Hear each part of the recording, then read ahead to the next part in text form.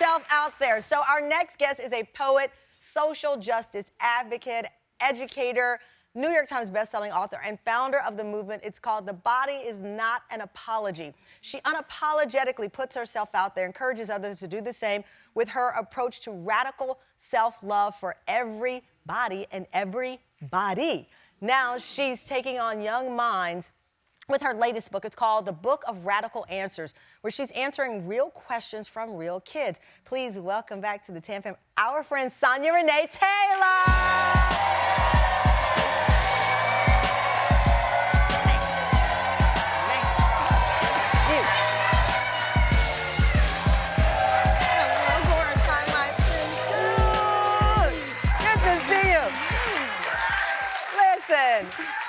I just love that little tip walk out. Hey, Tam Fam, let me just tip out here.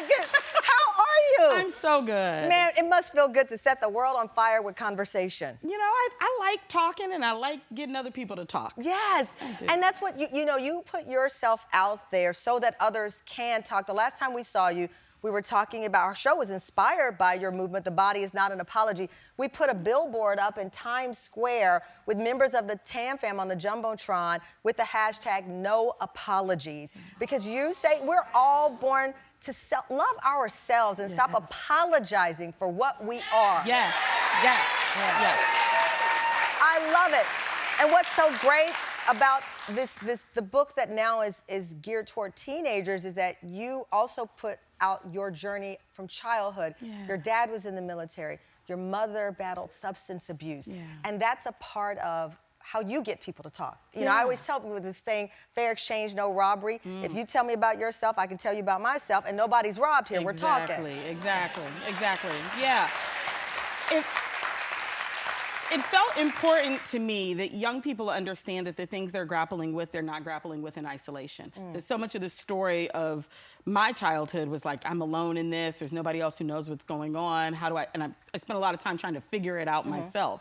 And I wanted young people to be like, you're not alone. Look at that baby up there. Oh, it's little Sonya. I mean, so like, oh my goodness. How old were you on this picture? I think I'm 15 or 16. So you're about 16 years old. Yeah. What was her life like?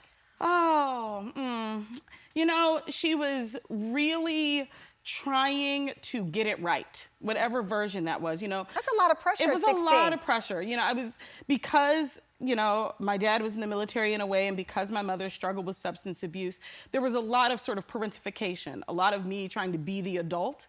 And yes, it was a lot of pressure, and I did a lot of fumbling around and a lot of making mistakes and a lot of getting it wrong. And I think, I'll even take that back, a lot of just trying to sort it out.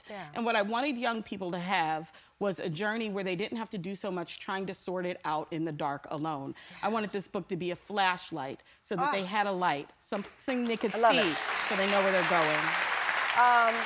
In the book, you talk about depression, and your hope is that kids have exactly what you said, this flashlight. You wrote in the book, many years ago, I was diagnosed with depression, and I didn't feel like I wanted to live. I'm grateful for lots of things in my life, but one of the things I'm most grateful for is choosing to get help for my depression and keep living life turned out great for me.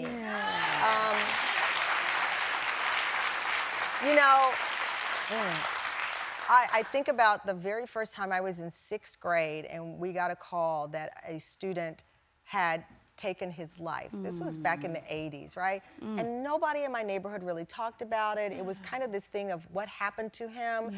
And now all of these years later, I have nieces who are 14 and 16, and they feel more empowered because people like you have put yourself out there.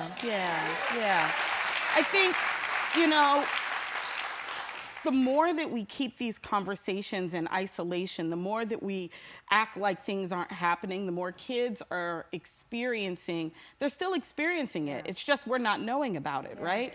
And when we get the chance to open up the conversation, when I'm unapologetic about my own journey with depression, a young person's like, oh, she went through that, and now she on the Tamron Hall show. Let me keep living, you know? Let me keep going. But it is, I mean, even going back to The Body Is Not an Apology, I had so many people come up to me after you were on our show, just saying, thank you for having Sonya Renee on there, because it does, we apologize for so many things that are natural in life. Yes. But we're made to feel like we are other. Yes, absolutely. Like we've done something wrong. That you've done for something wrong. existing like a human being in a body, because we all have one. Yeah. And the question is, can we normalize that? Can I just be me? Can you just be you? And can it just be enough? Can it just be enough? Up Yes. next, with the many challenges today's kids are facing, Sonya shares what adults can do to help them feel confident putting themselves out there, because we're talking about adults, but guess where it starts? The confidence to put yourself out there, it starts when they're kids. We'll right back. Welcome back. I'm here with activist and best-selling author Sonya Renee Taylor. We're talking about her new book. It's called The Book of Radical Answers, where she answers real questions from kids. I told you in the commercial break, I love the cover because it's approachable, it's friendly, it's not a dark cloud, it's not this ominous thing. You wrote something on Instagram. You said, I long for a day when we live without labels, but we have to eradicate what we create as a result of these labels before they can be dissolved. Yes, exactly. So that's like big talk there. Yeah.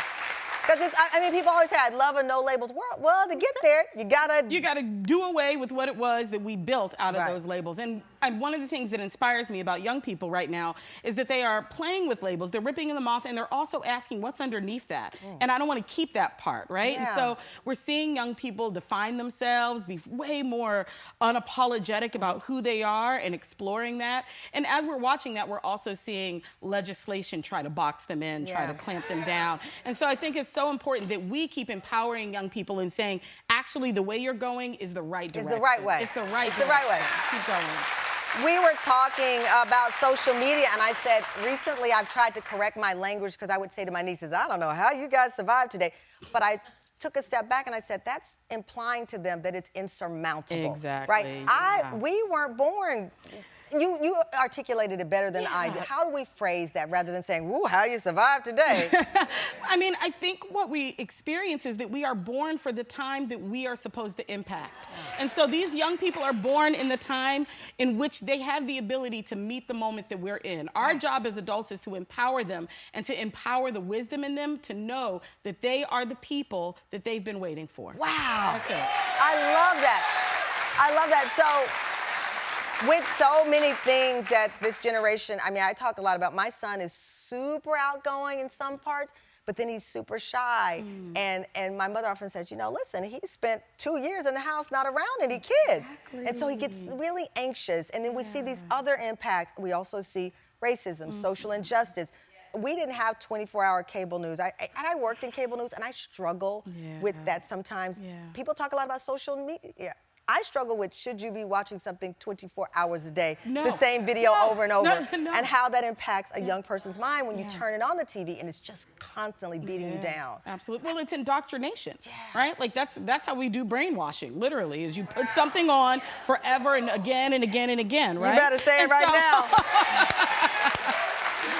And so, you know, part of what I spend my time trying to encourage young people to do is, again, to listen less to the external chatter and to get in touch with the internal voice, your internal self. It is so true. And also, as adults, being willing to have these real conversations with them, as difficult as they may be. Yeah. You know, because they can spot a phony more than they. Yeah, it's immediately like, you're like, lying. That's cap. That's what the kids say. That's cap. Yes, but they do. Part of, you know, I know I'm the auntie. Like, that's all my friends that send their kids to me to answer the questions they don't want to ask. That they're like, I don't want to talk about that. And so my goal was to be as authentic and as honest with young people as possible. But also, the truth of the matter is that all of us still have young people inside of us that didn't get questions answered. And I want this book to be for us too. For the questions that we didn't get answered. For the things we're still trying to figure out for ourselves. It's like, oh, if my 14-year-old would have known that, how might my life have changed, right? And so what we get to do is go back and be like, well, hey, 14-year-old, here's an answer. Even for 45-year-old, for 72-year-old, there's still a 14-year-old who I can go and answer today. I love that. You know what? You are so amazing. Every time I see you, I leave feeling more inspired. Sonya Renee Taylor's book, it is The Book of radical answers. It is available now in both paperback and hard copy. I encourage you right now to go on and buy this book for anyone in your family. As she said, it's for us, but it's also for them. And guess who else it's for? Tan fam, you're going home with a copy of Sonya Renee Taylor's beautiful book, The Book of Radical Answers.